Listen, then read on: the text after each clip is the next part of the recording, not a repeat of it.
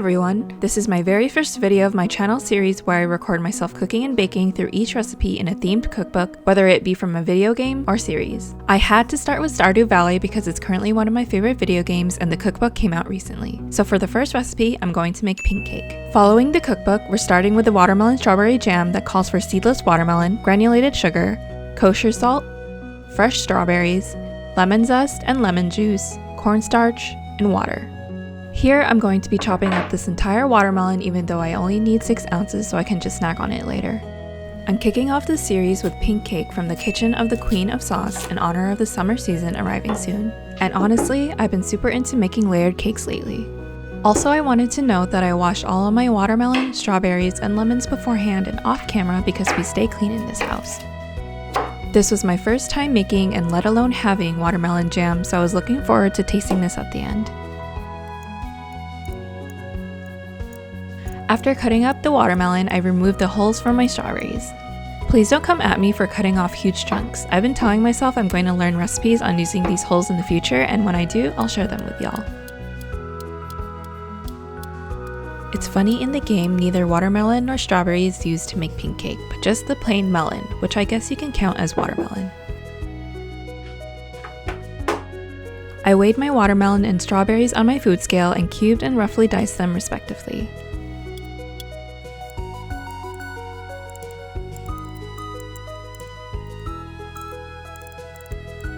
The recipe calls for fresh lemon zest and lemon juice as well, and I found that using only one was enough.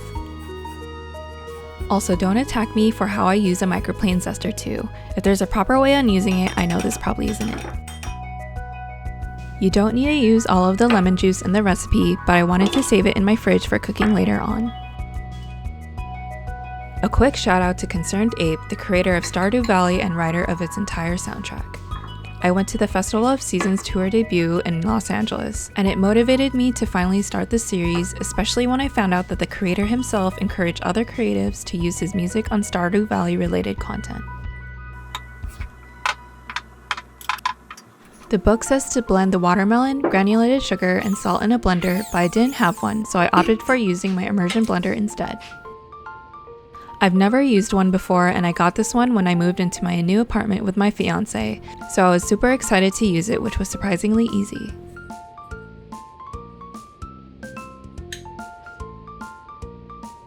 What's really cute about this cookbook is that the authors really related each recipe back to the original Stardew Valley lore. Each recipe has quotes from the characters, and in this case, Haley, Jess, Vincent, and Marnie are all featured since pink cake is a love tier gift for all of them. And fun fact, you can learn this recipe in-game from the Queen of Sauce during Summer Day 21 on Year 2.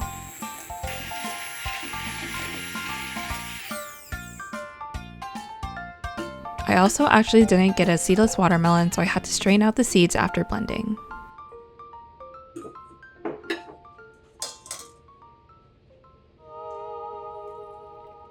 I tried to keep the video soundtrack to its related characters and its respective season. This track is actually one of my absolute favorites and almost cried when I heard it performed live in person.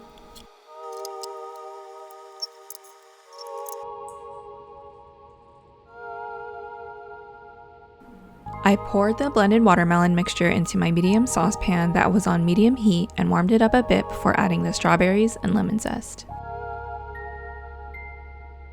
Let me know in the comments what your favorite Stardew Valley track is. I'll stop talking for a bit to give it the appreciation this one deserves.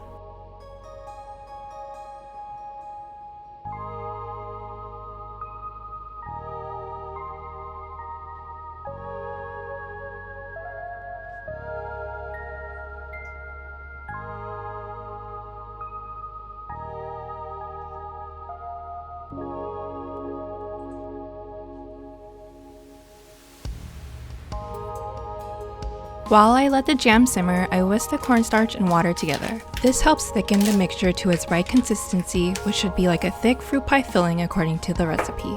I also made sure to occasionally stir for even heating and not to let the bottom burn. Along with the cornstarch mixture, I added the lemon juice and mixed until combined. Also, this next part is completely about the Stardew Valley gameplay, so if you've never played before and you're just watching for the recipe, this may sound silly. But I don't know about you, but I've always found Haley's character likable for some reason ever since I played the game for the first time, even though she starts off as a mean girl. I've never romanced or dated her, but I heard her character arc is nice because she turns out just to be a sweet girl. I've only married Leia and Abigail so far, but in my next save for the 1.6 update, I might just give her a shot.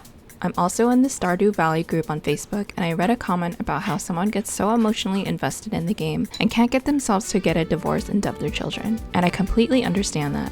I usually remain faithful until I make a new save. Anyways, back to the video. I transferred the watermelon strawberry jam back to the bowl after it reached its deep, dark red color and right consistency. After letting it cool to room temperature, I covered the bowl and let it cool even more in my fridge. Next, we're going to start the buttermilk cake portion of the recipe, which calls for unsalted butter, all-purpose flour, baking powder, baking soda, kosher salt, granulated sugar, vanilla bean paste or vanilla extract, duck eggs, and buttermilk. I began by preheating my oven to 350 degrees Fahrenheit. Using a fine mesh strainer over a medium bowl, I spooned in my flour, baking powder, and baking soda and sieved it through.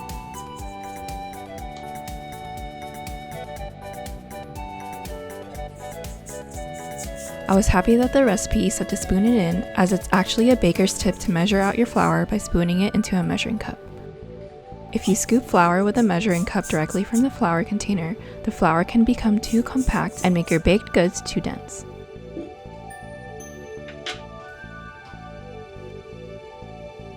Another tip is to measure your flour in grams rather than cups, but I just wanted to do my personal bare minimum for this video.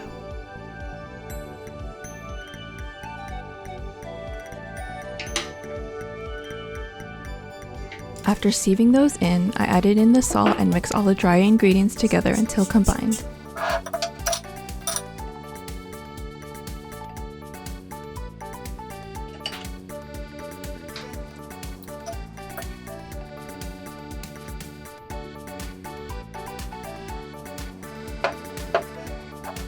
In a separate large bowl, I beat the butter and granulated sugar with an electric hand mixer on medium-high speed until it was pale and fluffy.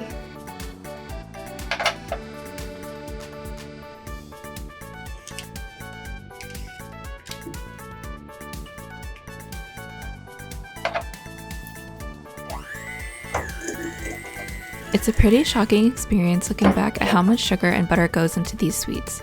Like, look how much sugar I just put in there.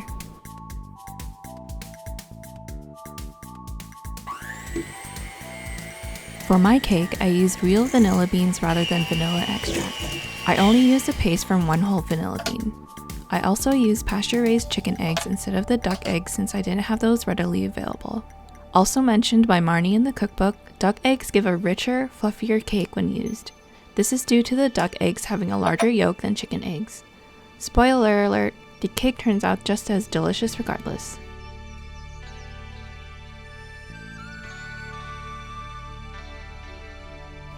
To be honest, I didn't know that pink cake was actually a love tier gift for Marnie, or even for Jazz or Vincent.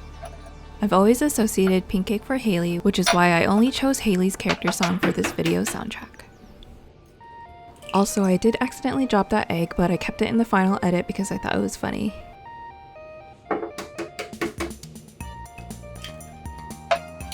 Later on in the video, my cat jumps up on the table and I had to move her off. I washed my hands and sanitized the table, of course. I actually cut out a lot of the parts where I wiped on the table and washed my hands off camera.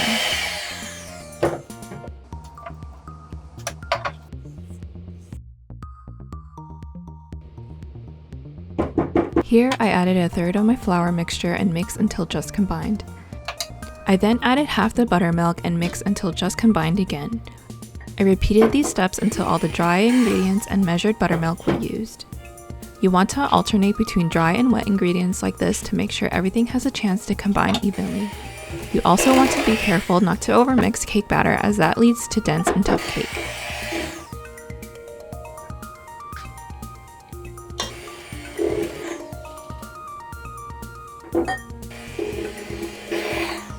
The Queen of Sauce gives a tip in the recipe that you can add coloring to make the batter have a pink tint as the recipe yields a yellow cake. The made sure to fold in the rest to make sure the batter at the bottom of the bowl was thoroughly mixed in. The fully incorporated batter was quite thick. I greased 2 9-inch round cake pans with butter and made sure to grease my cake pan liners as well. I actually learned this trick from watching one of Emmy Mae's videos in the past, and it's also mentioned in the recipe.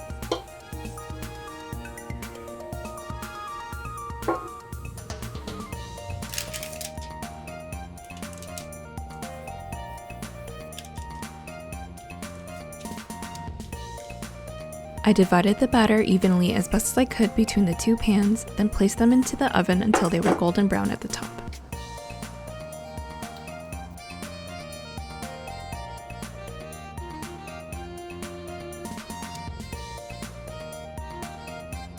Honestly, I think I may have overbaked them just by a few minutes, but the consistency still turned out okay.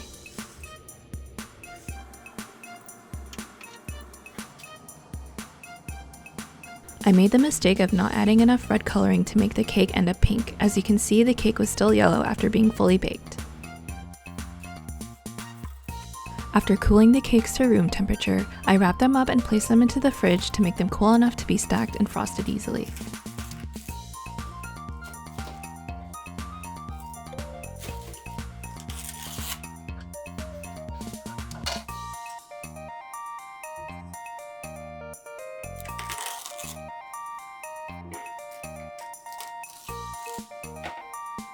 Finally, we're going to make the frosting, which calls for freeze-dried strawberries, confectioner's sugar, unsalted butter, and cream cheese.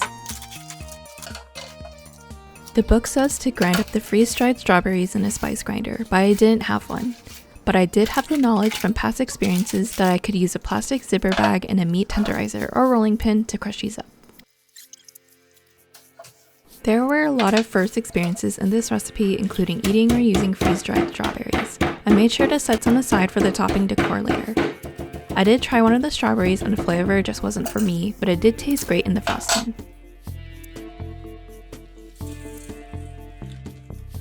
After a long and tedious time crushing up the strawberries, I pushed them through the strainer and gave the last few bits another go in the plastic baggie to crush up what was left.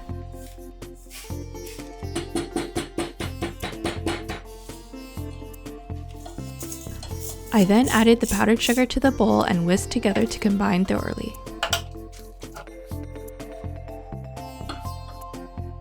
The color of the strawberry sugar mixture ended up being such a pretty baby pink.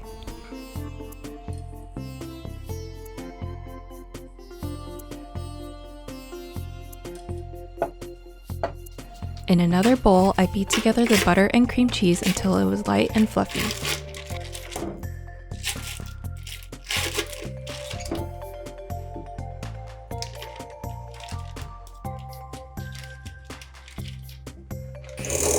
I added the strawberry sugar mixture a cup at a time and mixed after every addition.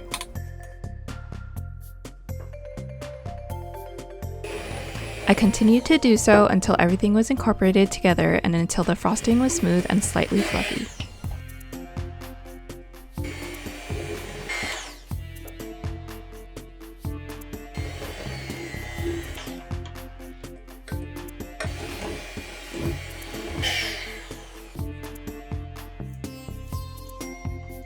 Setting my frosting aside, I took my cakes out of the fridge and used my cake leveler to flatten out my cake layers. You can use a serrated or regular knife if you choose to level out your cake layers, but it's not necessary as the recipe doesn't call for it. This just makes the cake easier to stack evenly. The pieces that you cut off can also be a great way to snack and taste your confections together before actually putting them together.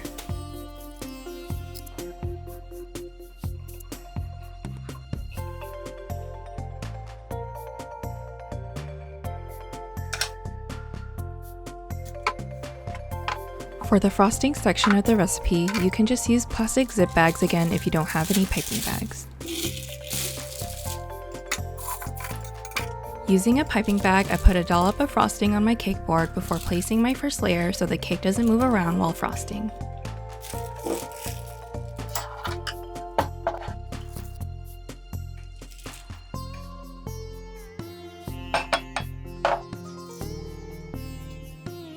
I I then spread a thin layer of frosting on the cake before piping a thick line of frosting around the top edge.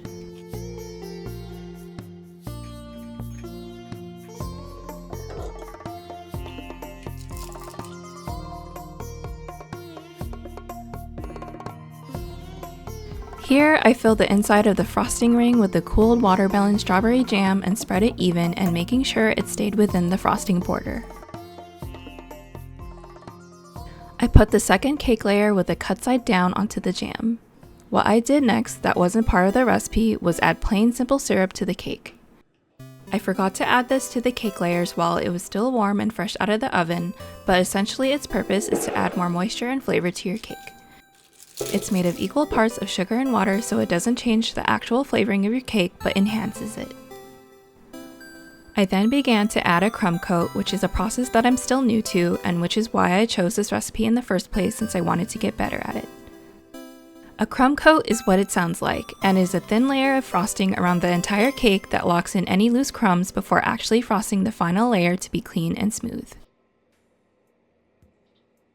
After I was satisfied with my crumb coat, I placed the cake in the fridge for just about 15 to 20 minutes. Meanwhile, I prepared my frosting bags for the final part of the cake. I frosted the outer layer of strawberry buttercream frosting and smoothed it out with my frosting spatulas. I decorated the cake using the photo in the cookbook as inspiration, with piping around the bottom and the top edges of the cake.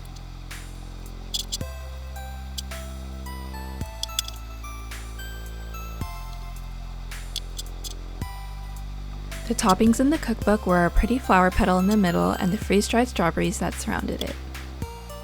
The description of pink cake in the game says that there's little hard candies on top, but the cookbook says to not worry if your strawberries don't come out looking like perfect little hearts. I also piped some frosting in the middle instead of using a flower petal or more strawberries that surrounded it.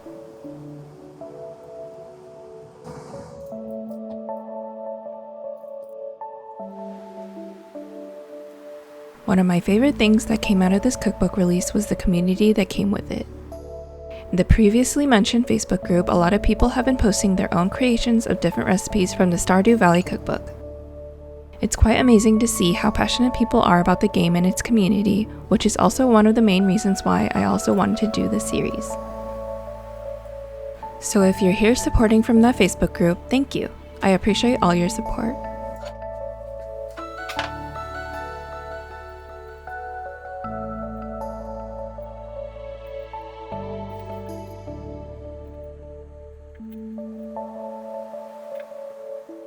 And voila! Here's my finished version of the official Stardew Valley Cookbook pink cake. Of course, I have to show the cross-section of the cake, which turned out very pretty and delicious.